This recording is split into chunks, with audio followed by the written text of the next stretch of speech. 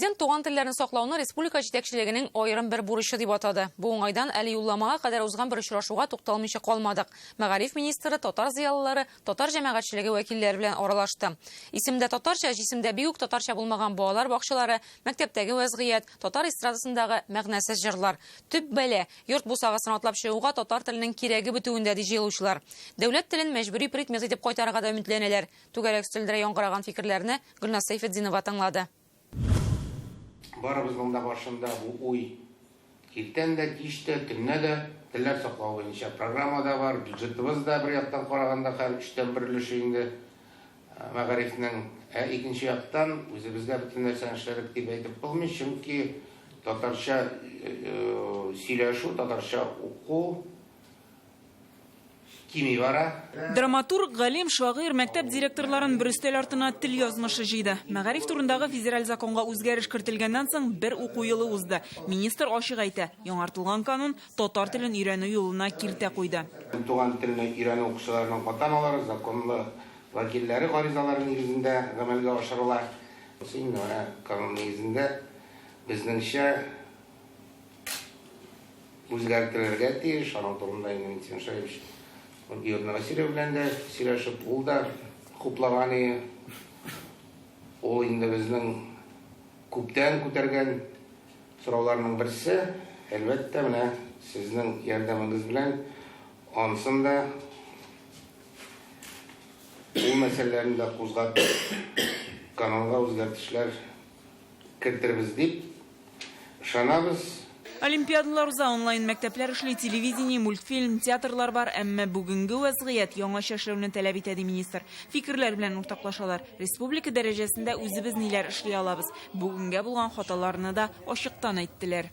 Балалар бакчасында без татар балалар бакчасы дип, такта элеп кенә анасы чыгып китүгә, язучы чыгып китүгә, татар телендә 3 хәреф тә әйтми торган садикларыбыз да бар. Мәктәпләрдә дә мин шундай әйберләр ишетәм. Татар теле үлә. Башка эш эзләгез.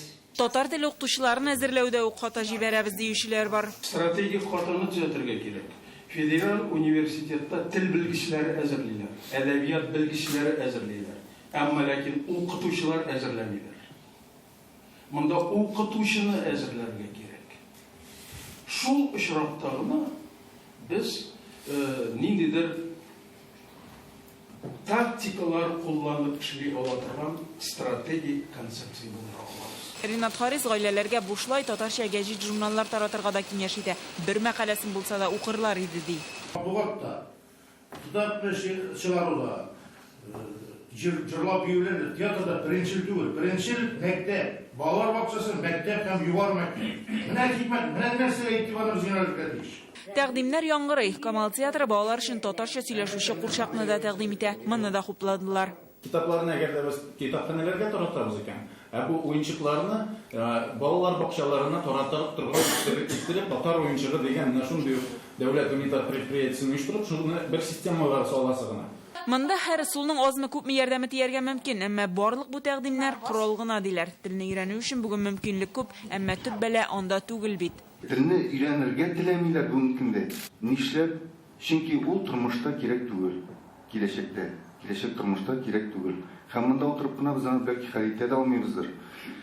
Һәм тагын проблеманың берсе минемчә, бүгенге көндә мәктәп программасы артык авырайтылган, кыйнлатылган, мәктәптә авыр программа укыганда билгеле кирәкмәгән, киләчәктә тормышында кирәкмәячәк, аның ипи анадан бәйле булмаган татар телен тагын бер артык нагрузка итеп, әфиянең билгеле биләсе килми. Һәр сүздә дөрестлек бар, алар яңалык түгел, әмма бу кискен мәсьәләләр хакында дәшми калырга ярамый диләр. Аларны күтәрәләр икән, димәк проблеманың асылын аңлау бар һәм шишу өстендә эш дәвам итә. Гөлназ Сәйфетдинова